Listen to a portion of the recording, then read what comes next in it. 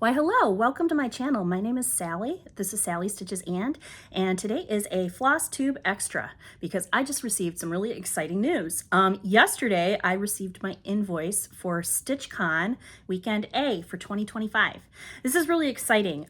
For those that don't know, when you apply for StitchCon, there's a form that opens kind of in early September. It's a Google form, and then the invoices end up getting distributed in the order of which the form is filled out.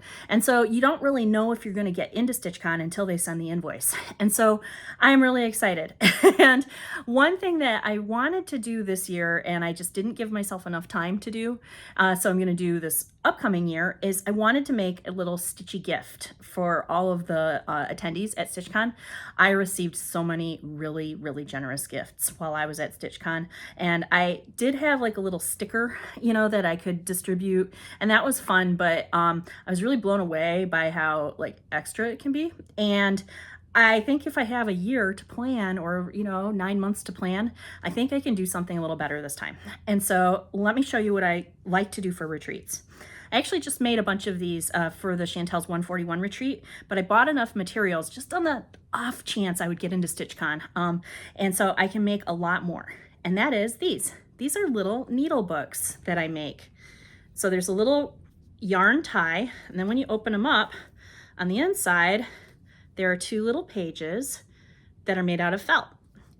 I think these are really cute. There's something small, there's something that are related to stitching, and they come in a lot of really cool like colors. You can do a lot of things just depending on the fabric that you choose.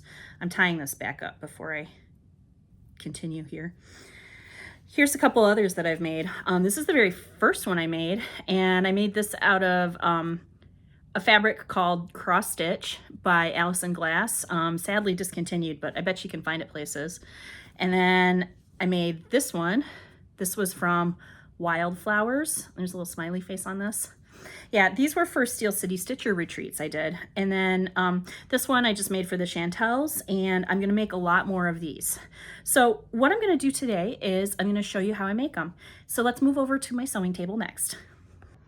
Welcome to my sewing table. Let's start by going through the materials you need to make one of these needle books. First off, you're going to need some sort of cool fabric to show off. I am using this. This is by Ruby Star Society. It's called Picture Book, and it's all these cute little panels. So if I cut these out individually right on the lines, and I use two, I can have a front and a back. So you'll need two little squares for this. Each of these squares are 3 inches. And so your front panel will end up being, I will put all the measurements in the description, but you'll either need 2 3-inch squares or one 3 by 5.5 inch panel, to make the front. You'll also need a 3 by 5.5 inch interior fabric. I'm using this Robert Kaufman linen just because I like the texture. Then you're going to need some interfacing, and I'll get the cut measurements later. Then you're going to need some felt for the pages. I use a felt from a company called Benzie Design that I just think is really nice. And then finally, you'll need some yarn, to make the closure for this. I use a sock weight yarn, and I use a scrap yarn. These are left over from the socks I made earlier. Then, fabric cutting implements. You can use scissors, you can use a rotary cutter. This is a chopstick I like to use to get my corners really tight, and then this is my quilting ruler. Okay, so I have cut all of the fabrics I need to make 10 of these. I'm not going to make all 300 today, but I'm just going to do a couple every, week or so until I've got enough. So the first thing I have are the front panels that are cut out into the little squares just by following the lines on the fabric. Then I've got my 3-inch by 5.5 inch interior fabrics for the inside of the book. This is the interfacing, which I've cut about a 1/2 inch shorter on each side, because you don't want it to go all the way to the edge. But this should be, well, I guess I could measure it, right? 2.5 inches by 5 inches for this. And then the little felt pages are 2 inches by 4 inches. So the very first step is we're going to take 2 of these squares, and we're going to just kind of match up 2 patterns we like, decide which one is the front, which one is the back. I actually like an owl and a tree, and I'm going to make the owl the front. So you want to make sure that that is on the right side, and this is on the other side, and then the seam is going to be between these two pieces. And so you're going to fold them together, right sides together, and we're going to go ahead and sew on this line. We're going to use a 1/4 inch inseam for this whole project. Okay, I have stitched all of these together. And so our next step is we're going to press them like this. So you're going to flip it over and you're going to press the seams open on each of these. And then you're going to take one of these pieces of interfacing. Now remember, these have been cut slightly smaller than the size of the panel that we're going to use for the front. And so what you're going to do is you're just going to kind of like roughly center it. And then you're going to use your iron to activate the glue so that these are fused together. Don't worry if it's not like perfectly centered. Just, you know, try your best to just get it, you know, as much as you can. You don't want too much of the interfacing to get caught in the seams because it can make it kind of bulky, but it's not the end of the world if that happens. So I'm going to take all this stuff to the ironing board and take care of it. Okay, I have all of these ready to go. And so now what I'm going to do is I'm going to start putting the cover together on this. And this is really easy. So you're going to start with one of your front panels and you're going to just layer a back panel right on top of it. And then you're going to go ahead and sew about a 1/4 inch around the edges. You're going to leave a space open at the bottom so you can turn these right side out when you're done. So you're going to sew bloop, bloop, bloop, bloop, and then end it like right here. So leave this gap like right here. So I'm going to do that on all of these next.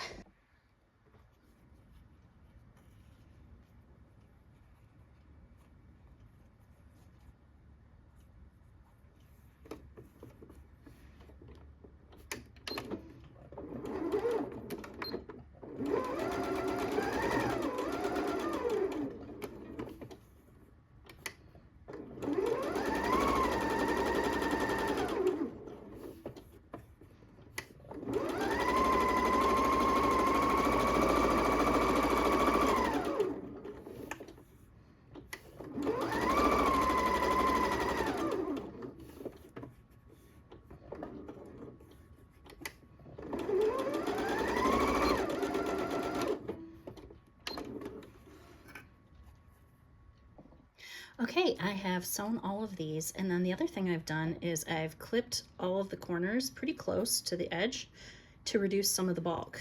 There's an opening at the bottom of each of these right here. And so now what we're going to do is we're going to flip them right side out through the opening. And this is just kind of a fiddly thing you do with your hands, just kind of being gentle.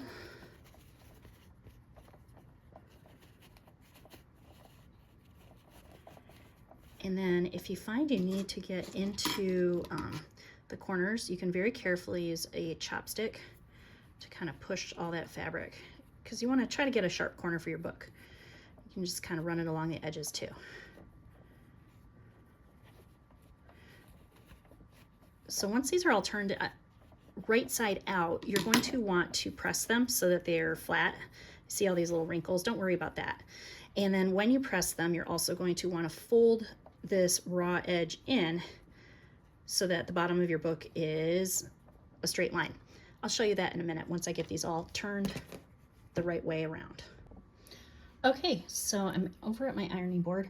So the first thing I'm going to do is I'm going to just kind of fiddle with this edge here to fold the raw edges. You want the fold to be about a 1/4 of an inch, like the seam allowance, but ultimately you just kind of want a straight line on the bottom. So once you're pretty happy with that, then use your iron, and I'm ironing around a tripod here, so this is a little awkward, but use your iron to press it. And then once you have that, then you can start pressing the front and the back of your book until it is smooth. So I'll maybe flip it over. So now what you're going to have is you're going to have a flat lozenge. Oh, it's hot. Yep, this raw edge is still here, you know, but it's folded inward. And then after these are all ironed, what we're going to do is we're going to top stitch to close the hole. So let me get these ironed and then we'll go back to the sewing machine and I'll show you the last sewing step. Okay, we're ready for our final sewing step. Now the first thing we need to do is we need to change the stitch length on the machine so that it is a top stitch. So if a standard stitch is 2.2 millimeters, I'm gonna make it about 3 millimeters long now. So we're gonna actually do 2 sewing steps here. The first step we're gonna do is we're going to sew around at about 1/8 of an inch from the edge, and that will seal this little opening closed, you know, it'll close it up. And then the other thing we're going to do is we're going to take the pages of the books and we're going to do one line this way to sew the pages into the needle book. So I will show you the first one. Let's find our owl, so our owl can be the first one that we do. And I'm not going to talk. I might throw a voiceover in later. We'll see.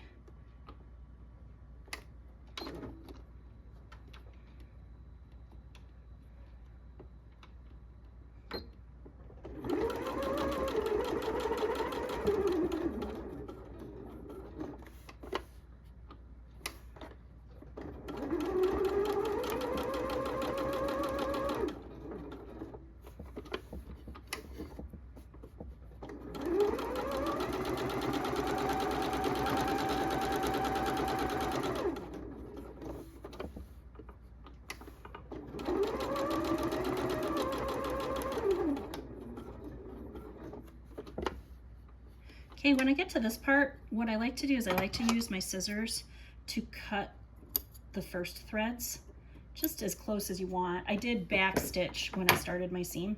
That way they don't get tangled in when you do this last seam. So you're gonna go all the way to where you started, and you're closing that gap, and now you're gonna back your seam again right there. And then, as you pull it out of the machine, you can use your scissors to trim the little tails closely. So there we go, top stitched. So now what we're gonna do is we're gonna add the page. And so what you wanna do is you want to center the page on the back side of this. And then this is easy because the center or the spine of our book should be right at this seam. And so once you are comfortable with how it's centered, and don't worry if it's not perfect, you're gonna go ahead and restart your machine. And you're gonna go down, back stitch it a little bit, go all the way to the other side of the seam, and then back stitch it, and then go to the end again. And we're gonna trim our little tails again. This is where I find having my embroidery scissors is a little more efficient than these big shears, but I don't have them right now. Okay. So here we go, we've got a book.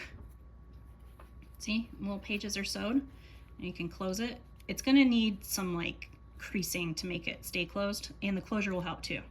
But that's our book. Let me finish the rest of these, and then we'll talk about the closure and the final kind of hand finishing part of this. Okay, so I have finished all of these, and now we're going to do just kind of the final hand finishing steps of this. Now, one thing I didn't mention, and this is optional, but if you have a pair of pinking shears, or these are actually scallop shears, one thing you can do to finish your pages is you can trim them just so that they are the same length and they've got a cute finished edge. So to do that, you just would fold your felt in half, and then just kind of trim it. Try to do it in one cut when you're using pinking shears so that you don't have to line it up. But now we've got some cute finished pages. Now you notice that there's a pretty big margin on each side of these felt pages, and that's because we're going to go ahead and install the yarn closure. Now there's a lot of different kinds of things you can do with yarn.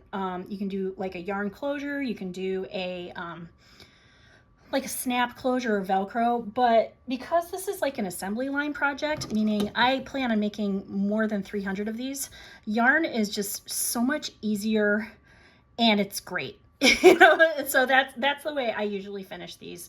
It's also more cost effective. Just grommets and stuff cost money. So what we're gonna do is we have a bunch of yarn lengths that are cut into 18-inch lengths. You're gonna take one of these lengths and you're gonna fold it in half so that there's a loop on the end. And then you're going to use a sharp yarn needle or chenille needle. and you're going to thread them, put both ends through the eye of the needle.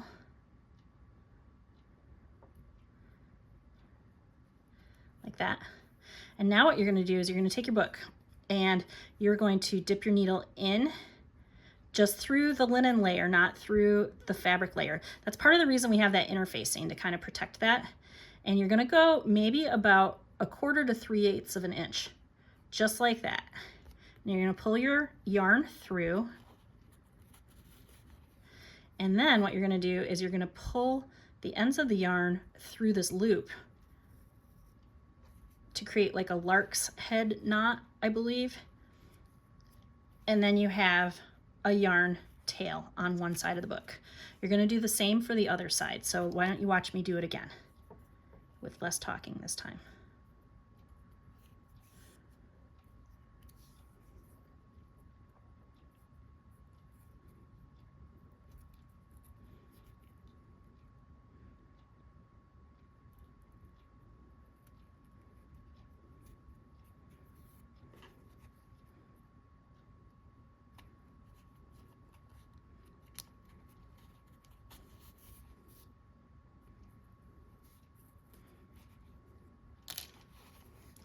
Okay, when you get a yarn on each side, what you're gonna do is you're gonna go to the end of the yarn and you're just gonna tie a knot very close to the end just to make it like secure.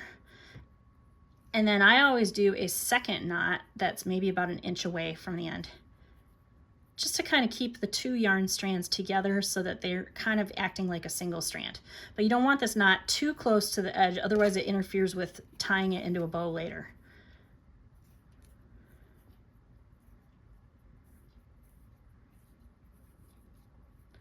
So knot at the end, second knot like that. Okay, so this is a completed needle book. So to close it, you would just tie like tying a shoelace, a little bow. And you know, you're gonna actually need to kind of like get it used to being a book. And so just kind of finger press the edges. If you have like a whole stack of them and you just kind of put them in a container and maybe put like a real weighted book on top of them, then they will eventually just be flat like the ones that we've made. So that's my tutorial. Aren't these cute? I just love how like you can get like little stacks of them. As the stack grows, it's going to be so satisfying. Ultimately, my goal for StitchCon is to make more than 300 of these books. I have until June 2025, and so that sounds doable to me. I am a major procrastinator too, though, so we'll see how it goes. This is what I would call like an assembly line project, where it really works well for me to work on this in batches. So instead of trying to stitch all 300 and let's say 350, because I'll make a couple extras, because last year I ran out of my little gift. I might do these in batches of like 10 or 15 or maybe, you know, maybe 10 or 20 maximum, just because I like to break up my sewing projects so that I'm only in front of the sewing machine for about an hour, hour and a half at a time. These took me about 45 minutes, plus I had like filming time because I was moving the camera around.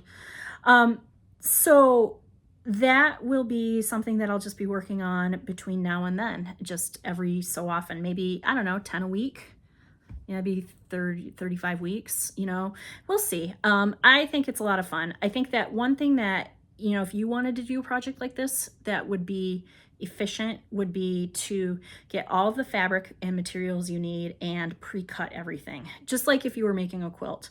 That way you know you have everything you need, and it's ready to go, and it cuts down a lot of that kind of sewing startup time if you can just get straight to the sewing machine. The other thing that I would recommend is that you just, you know, don't stress it. This is supposed to be fun. You know, if you only make like 100 of them, that's 100 people you can give a thing to, you know. This is something that I just really have enjoyed doing, and instead of making it like a last minute, like get it done the week before project, I'm going to try to make it a project that I can get kind of just, you know, putter around with the rest of the year. So thanks for joining me today. If you have any questions, feel free to reach out to me. My Instagram handle is Sally Yoon. My email address is in the description below, and I will see you next time at my regularly scheduled upload. I appreciate your time. Have a good one, friends. Bye-bye.